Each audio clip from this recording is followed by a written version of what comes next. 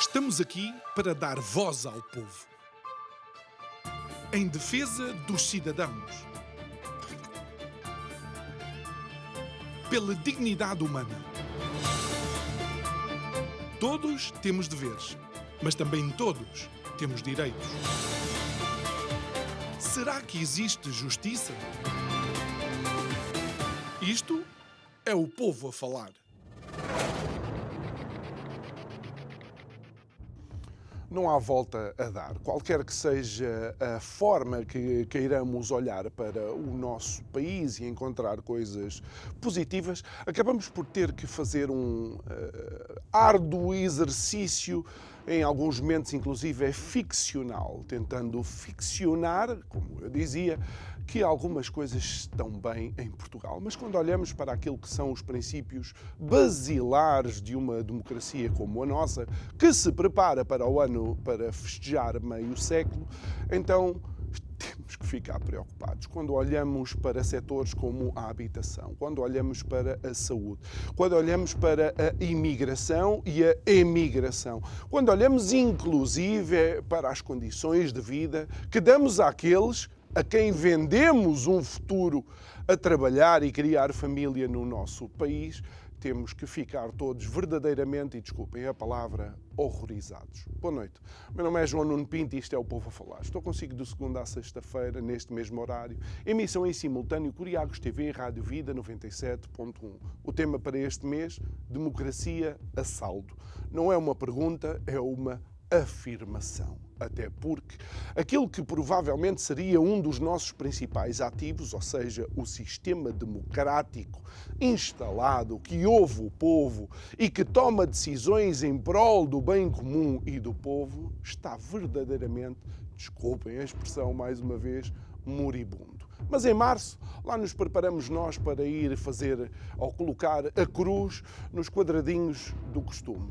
Ou talvez não, mas continuamos a olhar para Portugal. Continuamos a olhar para Portugal e perguntar, por exemplo, se realmente o que vai mudar o futuro da nossa economia é um novo aeroporto. Continuamos a olhar para Portugal e, uma vez que falamos de aeroportos, não podemos deixar de falar de aviões. E falando de aviões, não podemos deixar de falar da companhia aérea de bandeira portuguesa, a famosíssima TAP, tão querida relativamente àquilo que são os nossos impostos, e perguntar se realmente vale a pena continuar a manter uma companhia aérea de bandeira.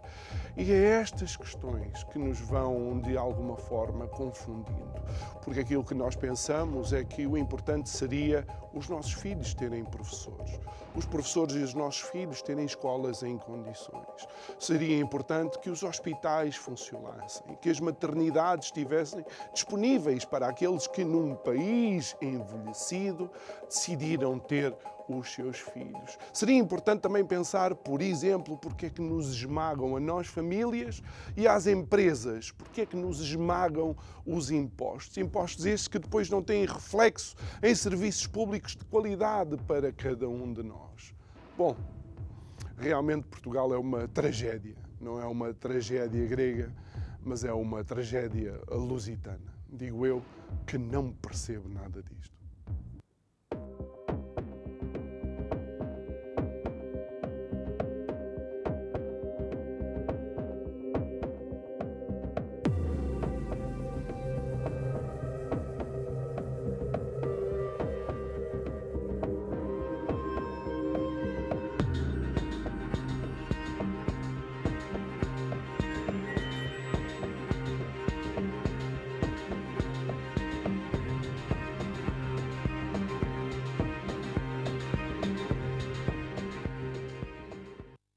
De volta ao nosso estúdio é nosso convidado de hoje, o Luís de Castro, presidente da Associação dos Vizinhos de Arroios. Muito boa noite, Luís, é sempre um gosto estar aqui contigo. Luís, eu não tinha de facto nenhum parágrafo escrito para esta nota introdutória, mas não foi necessário esforço nenhum para deixar aqui, digamos, este pequeno vislumbre do estado do nosso país, não é? Olá, João, boa noite aos telespectadores que nos estão a ver lá em casa. E o o tema do mês, não é? Deste mês é ilustrativo.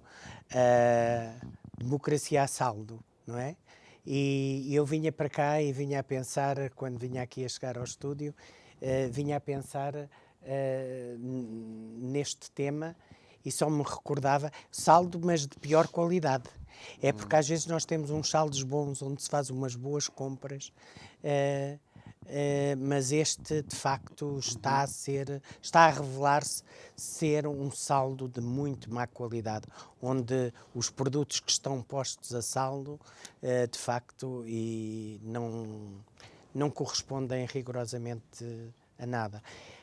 As instituições falham constantemente, os agentes que intervêm no espaço público e político são de uma qualidade duvidosa, No mínimo, e o país continua refém deste tipo de políticas e de comportamentos que não nos tiram. Estamos a fazer 50 anos, vamos celebrar os 50 anos da democracia e, portanto, a democracia é mesmo uma democracia, ao fim de 50 anos, é triste dizê-lo, muito fraquinha. E achas que, independentemente destas notícias ou estas investigações sobre tratamentos de gêmeas ou investigações sobre operações influencers, a comunicação social tem feito o seu trabalho ou deixa-nos um pouco entorpecidos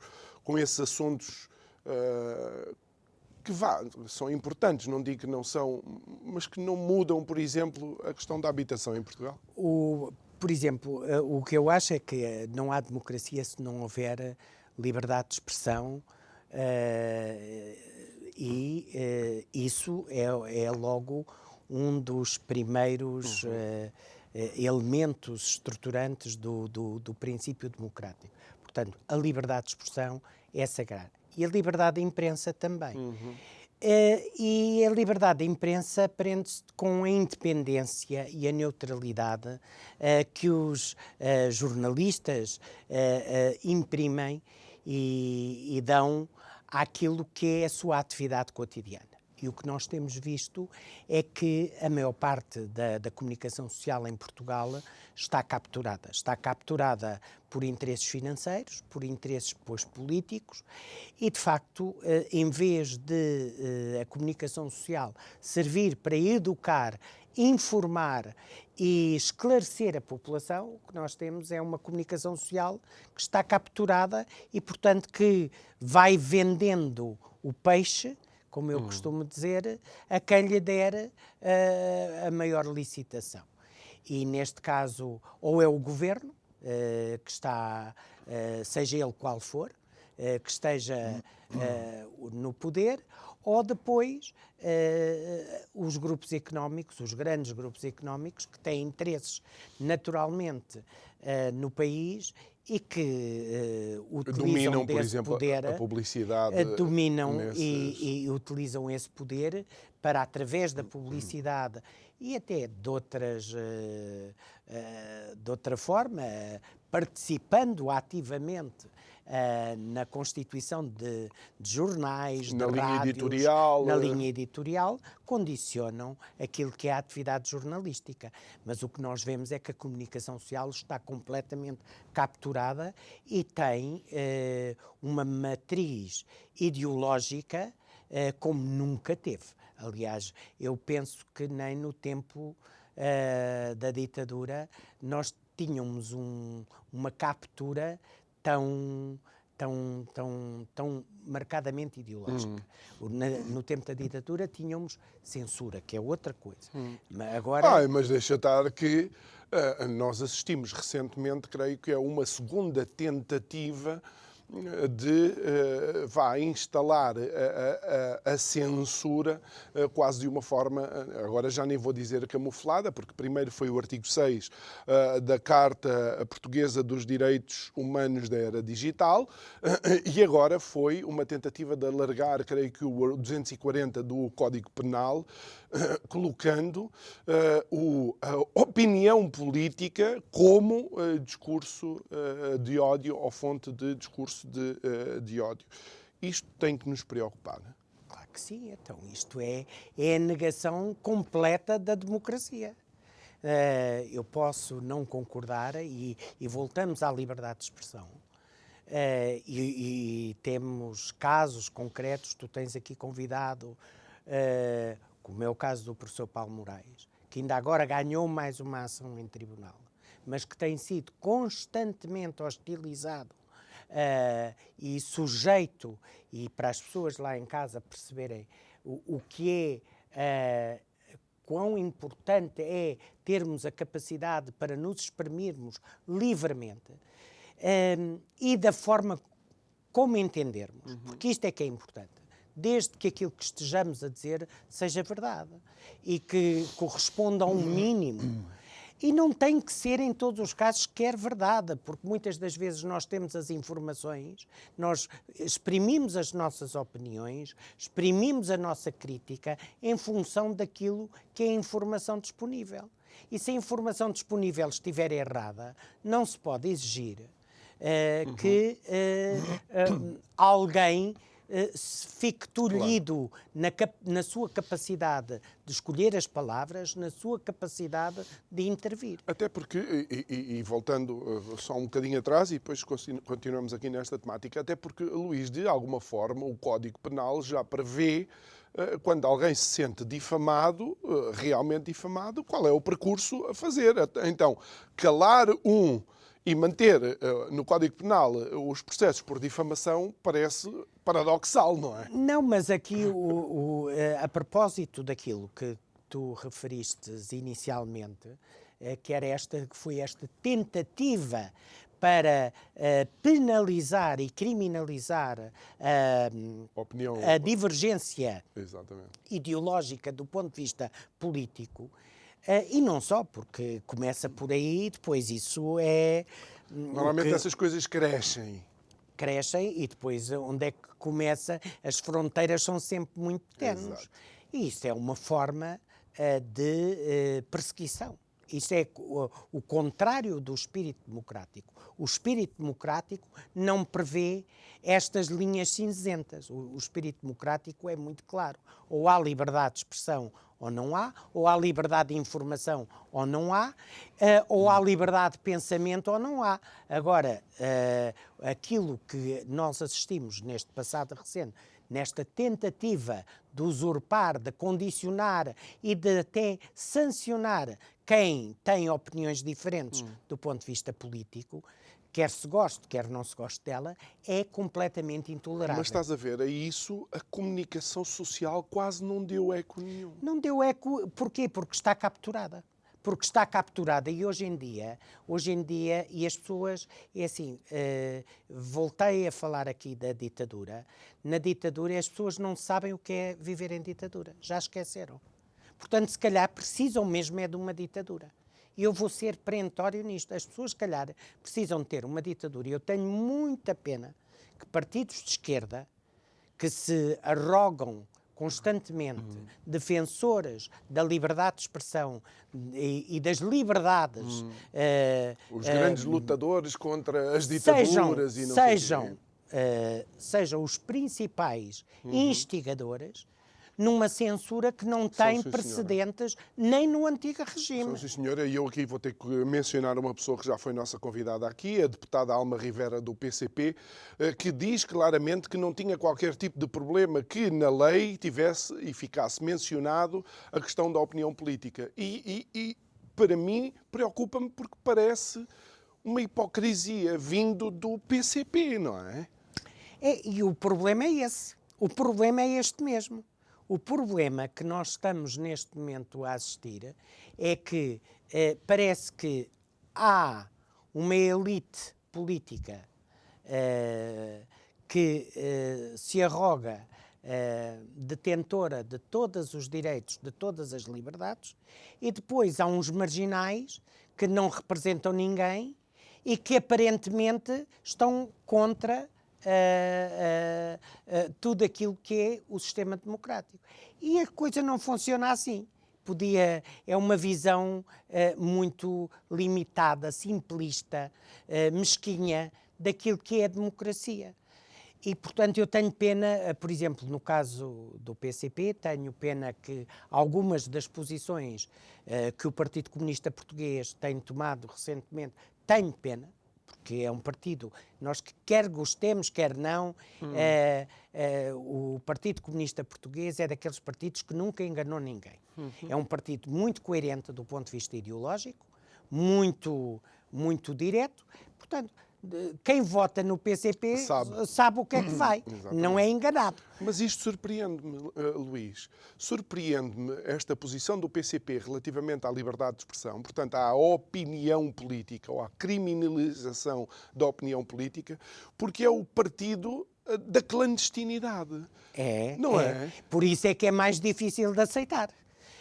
Se nós temos em Portugal algum partido de esquerda que se possa verdadeiramente afirmar de esquerda e que lutou pela liberdade em Portugal, que sofreu fisicamente as consequências, é o PCP.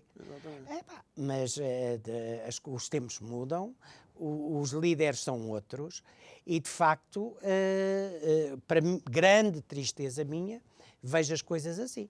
Mas é assim, estamos a falar do PCP, vamos falar do Bloco de Esquerda, por exemplo, já que estamos a correr aqui à esquerda, o Bloco de Esquerda é exatamente a mesma coisa. O Bloco de Esquerda tem, neste caso da democracia e da liberdade de expressão, ou é como eles querem ou então não é. Portanto, é um bocado assim. O Bloco de Esquerda tem sido muito ativo na erosão daquilo que é a política e a intervenção política em Portugal. Porque tu combates as ideias, o populismo ou as ideias com que não concordas, debatendo-as. Claro. As ideias debatem-se. E se tu conseguires desmontar alguns argumentos retóricos, mostrar as fragilidades das propostas, de tudo mais, e se fores capaz de ter uma conversa com o teu interlocutor, tu mais cedo ou mais tarde acabas por eliminar e por desmascarar aquilo que é as intervenções menos corretas dos teus interlocutores. Agora, sancioná-los de uma forma mais ou menos a priori, calá-los, amordaçá-los, isso não vai a lado nenhum. E tu achas que entre outras coisas, mas esta segunda tentativa de colocar um limite à liberdade de expressão, que tem que ser preocupante? É preocupante. Eu acho que, é assim, eu entendo que mesmo em relação ao Partido Socialista, eu acho que se o Mário Soares fosse vivo, ele deve estar a dar voltas na tumba, porque eu acho dramático aquilo que se está a viver no país. Aliás, esta história da democracia a saldo é isso mesmo, quer dizer, parece que não conseguimos ter um produto de qualidade que consigamos vender à população. E para falar numa economia de mercado, não é? Nós vivemos numa economia de compra e venda, de troca de transações e, portanto, não se conseguiu em 50 anos mostrar à população que temos aqui uma democracia de jeito. Não, isto não presta, não, temos um produto que não é de qualidade, que não se vende e, portanto, vamos tentar despachá-lo num saldo mais ou menos baratucho, com intervenientes que não... isto faz-me lembrar uma Black Friday da democracia. Chamas-lhe um saldo, eu acho que isto é uma Black Friday em que se vende tudo por atacado.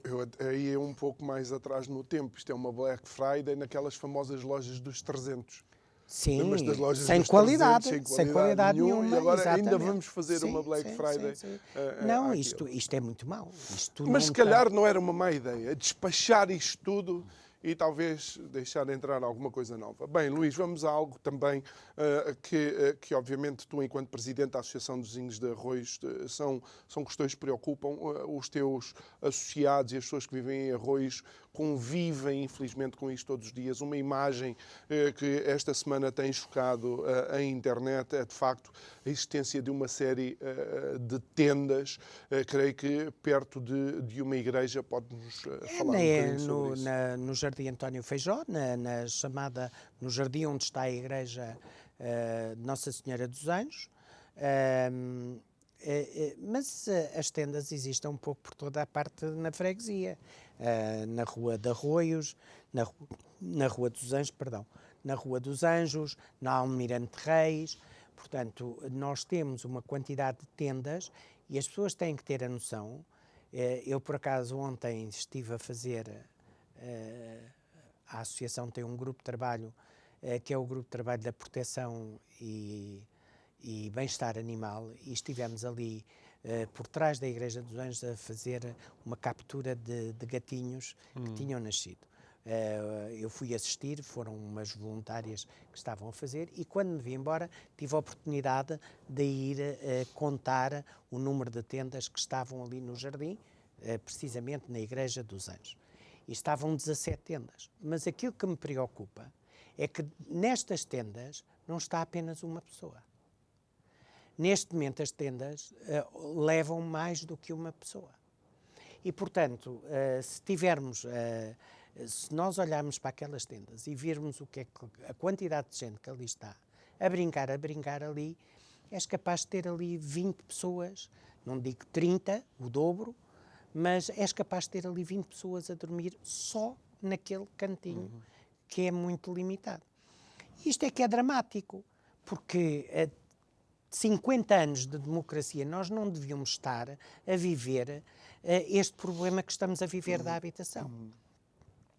Olha, E quando em 2006, deixa-me só terminar, quando em 2006 o José Sócrates resolveu aparecer com esta lei do arrendamento, do novo regime de arrendamento urbano, que andaram a dizer às pessoas que era muito necessária, que era muito necessária, que era muito necessária. Não era nada. O que foram foi abrir uma caixa de Pandora, que acabou por ter o seu ponto máximo mais alto na chamada Lei dos Despejos da Assunção Crista, está a perceber? Que penalizou o governo de Passos Coelho até hoje. Aliás, e isto mostra o estado da nossa democracia, já que estamos a falar de democracia. Tu fostes mexer, um governo que foi mexer, como o de Passos Coelho, naquilo que era mais sagrado e que não podia, que é a habitação das pessoas, por um lado, e as reformas dos mais idosos, das pessoas que menos têm, porque aquilo que é o valor da reforma em Portugal não dá sequer... não dá sequer para as pessoas viverem com dignidade. E o princípio da dignidade é o primeiro princípio na nossa Constituição. Portanto, tu vês, de facto, as pessoas não pensam, quem está na política não está a olhar para aquilo que é importante. Nós estamos a discutir, e a propósito das gêmeas que tu começaste aqui, vou terminar dizendo o seguinte: nós gostamos muito de Fediveres, gostamos muito de casos e casinhos e de olhar para o lado. Para quê? Para nos distrair. E este é o papel da comunicação social. Todos os dias eu deixei de ver televisão. Porquê? Porque eu já não consigo olhar para o telejornal sem sentir que estou a ser enganado. Ou seja, que estou a ser manipulado. E isto é muito grave, porque quando eu não tenho acesso depois à informação que deveria ter, a coisa fica muito condicionada.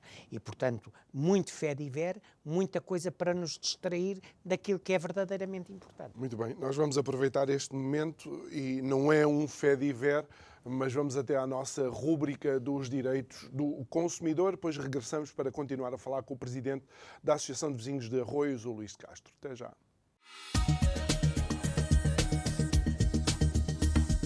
Direitos do consumidor, direitos do cotidiano. É preciso saber para se proteger. Contrato à distância sem nenhuma tolerância, diz um jornalista de um jornal regional. Telefonaram-me para casa no dia em que veio a verificar. Mais tarde tinha sido publicada a nova Lei das Comunicações Eletrónicas, a 16 de agosto de 2022. Quando dei por mim, estava obrigado a uma fidelização que só mais tarde vim a saber que o era por 3 anos. Vejamos, o contrato foi celebrado ainda na vigência da lei antiga, de 2004. O contacto em vista da celebração do contrato foi da iniciativa da empresa. A lei antiga diz que a empresa deve facultar ao consumidor, antes da celebração do contrato, sob pena de nulidade, todas as informações, o clausulado que consta da lei, ficando o consumidor apenas vinculado depois de assinar a proposta contratual ou enviar o seu consentimento por escrito à empresa. Logo, se tal se não observou, o contrato é nulo, não é válido, não produz quaisquer efeitos. A nulidade é invocável a todo o tempo por qualquer interessado e, se houver ação em tribunal, pode ser apreciado oficiosamente pelo julgador. No que se refere, porém, à duração do contrato, estabelecia a lei antiga e hoje não há paralelo com a lei nova, que o período de fidelização só poderia ser superior a 24 meses se, efetivamente, houvesse, no quadro das alterações contratuais, algo que implicasse a atualização dos equipamentos ou da infraestrutura tecnológica e uma expressa aceitação por parte do consumidor. Uma expressa aceitação. Só assim é que poderia haver uma fidelização por 3 anos. Nada disso se verificou. O contrato é nulo e de nenhum efeito.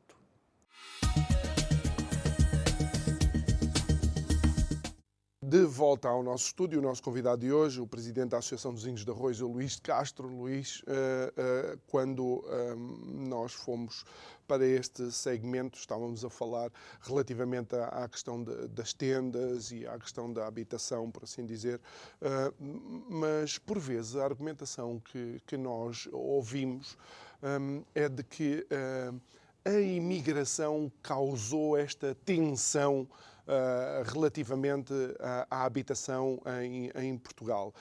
Sendo que, obviamente, Arroios é provavelmente a freguesia que tem o maior número de nacionalidades a viver no mesmo espaço em Portugal. Conseguimos correlacionar as duas coisas ou há aqui, digamos, um aproveitamento de uma questão em relação à outra? Há um fundo de verdade, mas nisso. Mas o problema não é a imigração. O problema é a imigração descontrolada. O que está em causa é uma imigração completamente descontrolada. Porque nós somos um país de gente acolhedora. Sim. Sempre tivemos, nunca tivemos problemas. Aliás, está na própria gênese de ser português esta coisa da miscigenação, da nossa interação com o estrangeiro, com outras culturas, com outros povos. Portanto, o que aqui temos, neste momento, aquilo que é problemático e aquilo que contribuiu, um dos fatores que contribuiu é, sem dúvida, a imigração descontrolada. Pessoas que chegam, que não têm o mínimo de condições, que vêm completamente às escuras, sem saber para onde é que vão ficar, e, portanto, depois tu tens, uma das coisas que eu te estava a dizer há bocado, no caso da Igreja dos Anjos, se tu fores à Igreja dos Anjos, vai ver quantos estrangeiros, pessoas de outras nacionalidades, que estão ali a viver naquelas condições completamente precárias. E depois, portanto, para responder à tua pergunta, não, a imigração só por si não é causadora do problema de habitação que temos. A imigração descontrolada, disto, venham todos, de qualquer maneira, chegam aqui e estão cá, não pode ser. E isto revela, aliás, tu não tens isto em mais país nenhum do mundo civilizado. Não há, e eu falo do mundo civilizado porque eu não gosto de utilizar os termos desenvolvido ou subdesenvolvido, mas se tu quiseres utilizar este tipo de termo, tu vais a qualquer país, ao Bangladesh, à Tailândia, o estrangeiro não chega lá e faz o que quer. Não é como aqui em Portugal. Neste momento nós destruímos, gastamos milhões de dinheiros a criar infraestruturas que depois a seguir voltamos a destruir para criar novas que ninguém sabe o que é que andam a fazer. É o que aconteceu com o CEF, o Serviço de Estrangeiros e Fronteira, que gastámos uma pipa de massa para investir numa infraestrutura que era relativamente recente, não era? Do ponto de vista temporal. E agora destruímos tudo e agora voltamos a ter outra coisa e isto não vai funcionar. Já se percebeu que não vai funcionar. Olha, mas, Luís, não há também aqui um drama humano que me parece que o governo português não está a ter em atenção, que é o facto de muitas destas pessoas virem incluídas até em verdadeiros esquemas de tráfico humano? Exatamente, porque depois quando tu abres a porta a esta, eu não digo a esta possibilidade, quando tu abres a porta a uma possibilidade, a uma oportunidade de vida, que ao fim e ao cabo, mas sem regras, porque é uma oportunidade de vida para estas pessoas que vêm no futuro, na vinda para Portugal, uma possibilidade de poderem vir a melhorar a sua condição de vida. Mas eles próprios dizem, em Portugal é mais fácil vir para cá. Depois a vida cá é que o Estado, em vez de facilitar a vida a essas pessoas, não facilita. Mas também não é de admirar, porque se o Estado não facilita a vida aos portugueses que cá estão, depois vai ser incapaz de resolver o problema destas pessoas. E é por isso que elas estão no Jardim António Feijó, lá nas tendinhas. E repara, e são de todas as nacionalidades. Eu no Jardim Constantino tenho um inglês, um cidadão inglês, que é da União Europeia, que está ali. Eu não consigo perceber o que é que se passa. Temos desde os países de leste ao norte da África, à região do Magrebe, tu tens ali naquele Jardim António Feijó, tens tudo. E o problema é este, é que o Estado demitiu-se das suas funções. Claro. E então, quando precisa de fazer alguma coisa, cria instituições ou faz protocolos com a Santa Casa da Misericórdia, que está na falência, na Rua da Amargura, e a gente não percebe porquê, porque aquilo é uma máquina de fazer dinheiro.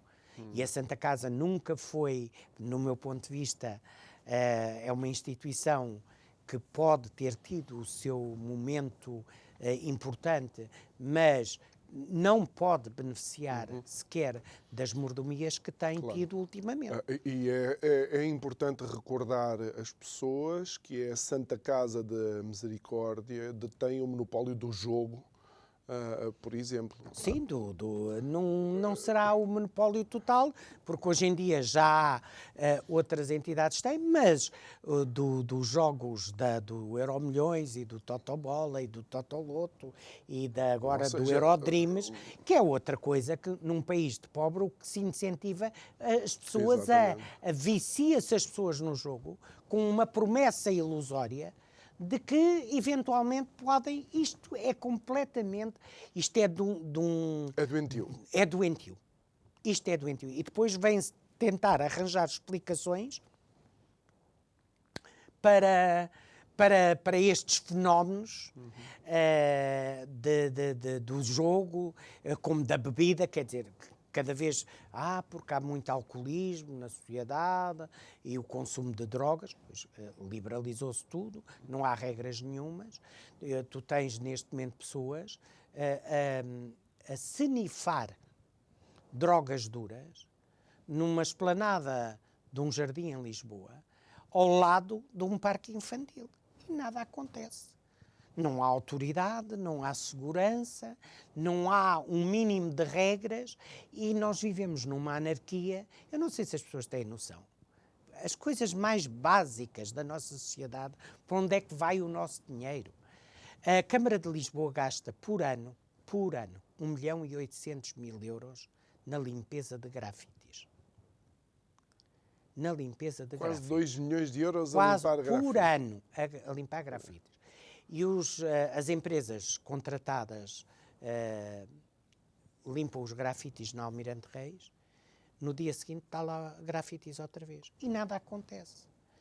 E nada acontece porque, lá está, nós chegámos a um ponto, e é nisto é que o governo é responsável, os governos são responsáveis porque demitiram-se completamente de proteger o cidadão, e o cidadão é protegido na forma como aplicamos o dinheiro que lhe vamos cobrar. Sim. O nosso país é taxas, taxinhas, é tudo pago e nada funciona.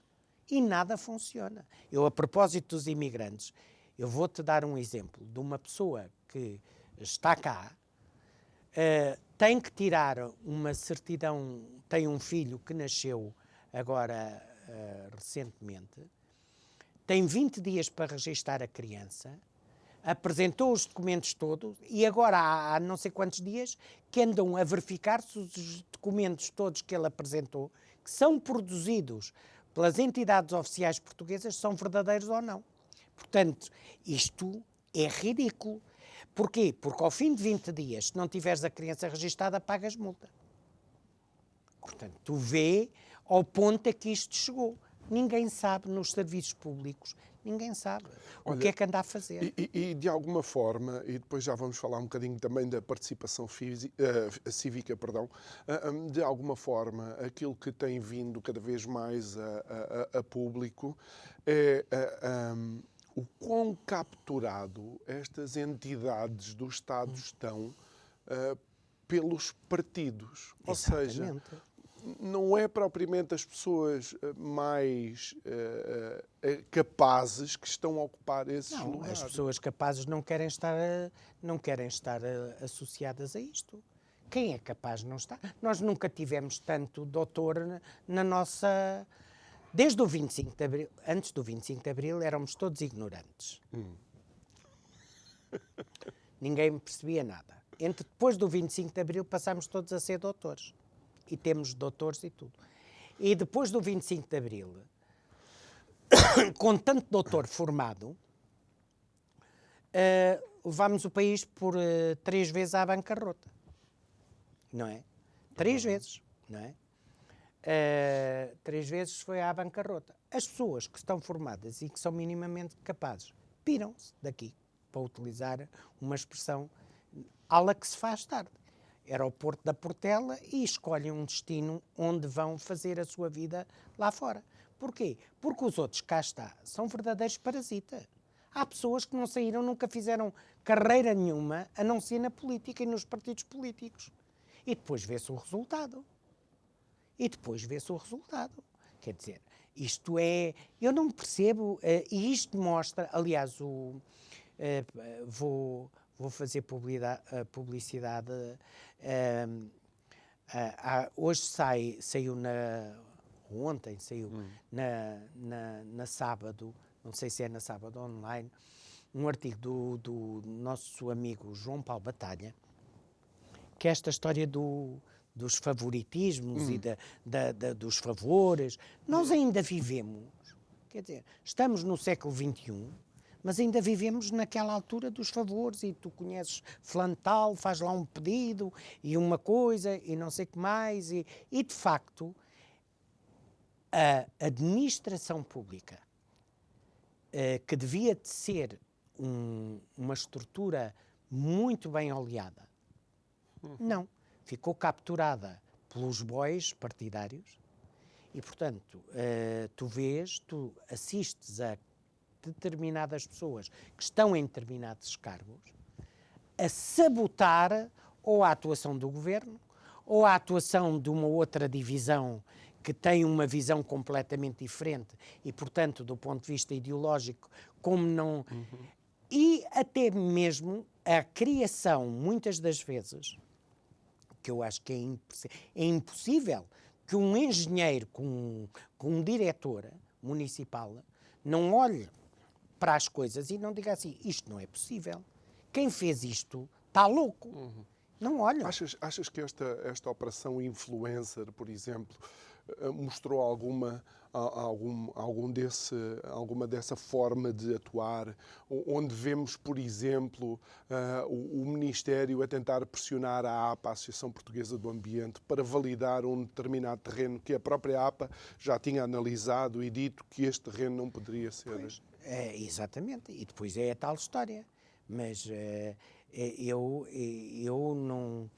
Mas eu costumo dizer assim, diz-me com quem andas, diz-te quem és. É um ditado popular. Eu normalmente tenho alguma reserva contra os ditados populares. Eles são um bem, mas nem sempre são verdadeiros. Às vezes há uma falácia que está associada aos ditados populares. Mas o que é certo é que, no caso da influencer, desta operação, alguma coisa não está bem. Porque o nosso primeiro-ministro foi perentório na defesa de determinados elementos que aparecem como chaves.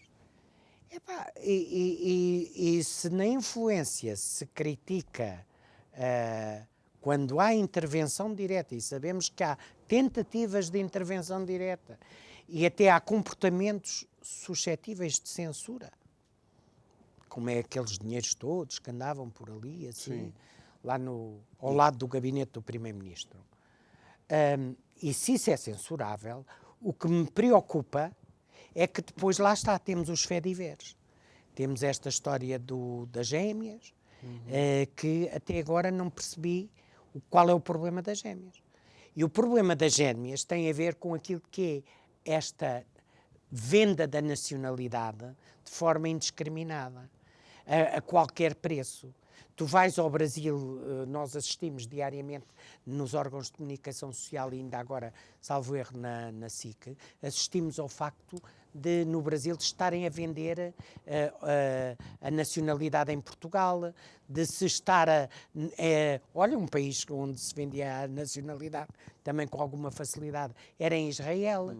Portanto, a forma indiscriminada como convidamos os outros a virem para cá, independentemente, porque nós convidamos a vir os que têm dinheiro, os que não têm dinheiro, os que são bons, os que são os maiores bandidos, vem toda a gente.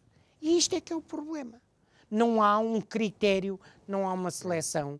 E nós, enquanto país, temos que escolher para vir para cá os melhores.